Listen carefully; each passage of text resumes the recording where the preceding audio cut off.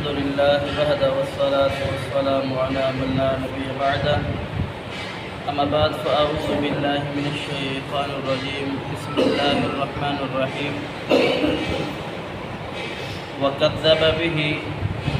قومك وهو الحق قل لست عليكم بوكيل لكل نبأ مستقر وسوف تعلمون وَكَذَّبَ بِهِ قَوْمُكَ وَهُوَ الْحَقُّ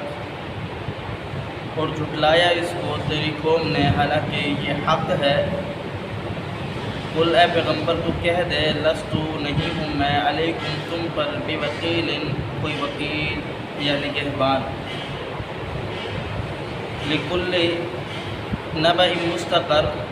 ہر خبر کے واقع ہونے کا،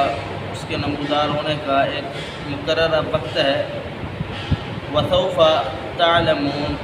اور ان قریب جلد ہی تم جان لو گے۔ اس آیات مبارکہ میں اللہ رب العالمین نے مشرکین مکہ کی مذمت کو بیان فرمایا ہے کہ یہ وہ لوگ ہیں، یہود اور مشرکین جب آپس میں لڑا کرتے تھے، جب یہ مغلوب ہوتے تھے تو پھر یہ ایک دوسرے سے یہ کہا کرتے تھے کہ آخری نبی محمد رسول اللہ صلی اللہ علیہ وسلم جس کا نام احمد ہے وہ آئیں گے، ہم ان کے ساتھ مل کر کے تمہارے ساتھ لڑائی کریں گے اور پھر ہم تم پر غلبہ حاصل کریں گے۔ اور یہ دونوں اللہ رب العالمین سے دعا کیا کرتے تھے کہ یا اللہ جس نبی آخری کا تو نے ہم سے وعدہ کیا ہے وہ ہم میں جلد بھیج دے۔ اور اللہ پاک فرماتے کہ یہ پیارے حبیب پیغمبر علیہ السلام کو اس طریقے جانتے اور پہچانتے تھے جس طریقے بڑے مجمع کے اندر بندہ اپنے سگے اولاد سگے بیٹے کو پہچان لے۔ باوجود اس کے جب محمد رسول اللہ صلی اللہ علیہ وسلم آ گئے، تشریف لائے، اللہ نے آپ کو بھیج دیا تو انہوں نے انکار کر دیا، مشرکین نے بھی اور یہود نے بھی۔ یہود نے اس وجہ سے انکار کیا کہ یہ ہماری قوم میں سے کیوں نہیں ہے، اگر ہماری قوم میں سے آتے تو پھر ہم ایمان لاتے، یہ قریش میں سے کیوں آ گیا۔ اب مشرکین مکہ جو تھے، قریش جو تھے، انہوں نے اس وجہ سے انکار کیا کہ اگر ہم نے رسول اللہ صلی اللہ علیہ وسلم کی اتباع کر لی، پیروی کر لی، پھر ہم اتنے بڑے بڑے سردار، ہمارے نام، ہم ابو جہل، ہمارے فلاں فلاں عہدے اور ہمارے سے لوگ ڈرنے والے، تو پھر ہمیں تو رسول اللہ صلی اللہ علیہ وسلم کی اتباع کرنی پڑے گی، آپ کی پیروی کرنی پڑے گی، آپ کے نیچے بیٹھنا پڑے گا، لہذا ہم اس وجہ سے ایمان نہیں لاتے، انا اور حد درمی کی وجہ سے، حسد اور بغض کی وجہ سے۔ تو اللہ رب العالمین پیارے حبیب پیغمبر علیہ السلام کو حکم دے رہے، فرما رہے کہ اے نبی وَكَذَّبَ بِهِ قَوْمُكَ وَهُوَ الْحَقُّ تیری قوم نے جھٹلا دیا حق کو، حالانکہ یہی حق ہے، یعنی اس سے مراد قرآن پاک ہے۔ قرآن پاک یہ مقدسہ کتاب، اس سے بڑی اور حق کی کیا بات ہو سکتی ہے کہ یہ میرے رب کا کلام ہے، اللہ کی بات ہے، اللہ کی گفتگو ہے، یہ اللہ رب العالمین کی طرف سے نازل ہونے والی شریعت ہے۔ اور اللہ پاک فرماتا ہے کہ انہوں نے جھٹلا دیا، فرمایا اِنَّا نَحْنُ نَزَّلْنَا الذِّكْرَ وَإِنَّا لَهُ لَحَافِظُونَ کہ یہ قرآن پاک ہم نے نازل کیا ہے، اس کی حفاظت بھی ہماری ذمہ داری ہے، یعنی تمہارے جھٹلانے نہ جھٹلانے سے کچھ بھی نہیں ہوتا، یہ دین ہمیشہ غالب ہو کر کے رہے گا، اور دین جب ختم ہوگا تو سمجھو کہ قیامت آ جائے گی۔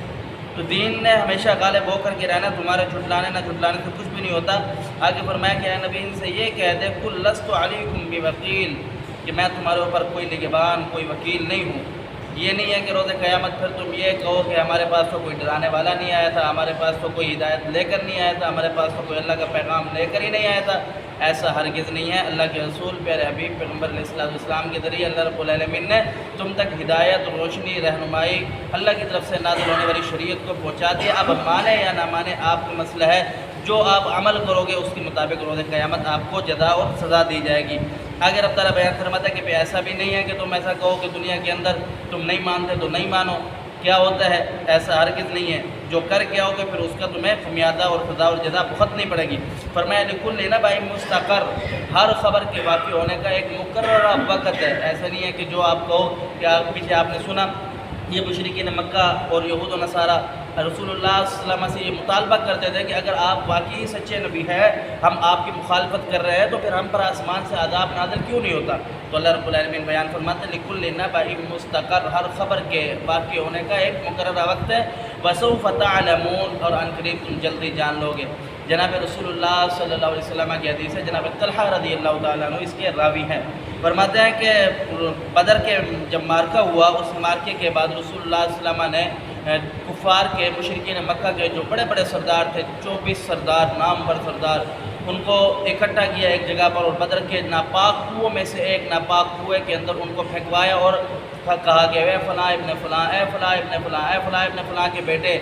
کیا تم سے جو اللہ نے وعدہ کیا تھا وہ پورا کیا؟ ہم سے جو اللہ نے وعدہ کیا وہ پورا کیا، یعنی ہم سے وعدہ کیا تھا کہ دین پر ڈٹے رہو، استقامت رہو، اللہ کی مدد تمہارے ساتھ ہے، اللہ تمہیں ضرور غلبہ عطا کرے گا، اور آج ہمیں اللہ رب العالمین نے تم پر غالب کر دیا، اور تمہیں کہا تھا دین اسلام قبول کر لو ورنہ تمہارا آخری ٹھکانہ جہنم ہے اور عذاب بھگتو گے، اب تمہیں مزہ آ رہا ہے، تمہیں سمجھ آ رہی ہے کہ تم جہاں ہو۔ تو رسول اللہ صلی اللہ علیہ وسلم نے انہیں یہ اس طرح مخاطب کیا، اور اللہ رب العالمین بیان فرماتا ہے کہ ایسا نہیں ہے کہ تم جو کرتے رہو اس کا کوئی محاسبہ نہیں ہوگا، جب تم اس دنیا سے تمہارا رابطہ منقطع ہوگا پھر تمہارا حساب و کتاب شروع ہو جائے گا۔ اللہ سمجھنے عمل کی توفیق دے۔ اقول قولی ھذا استغفر اللہ لی و لکم ولسائر المسلمین۔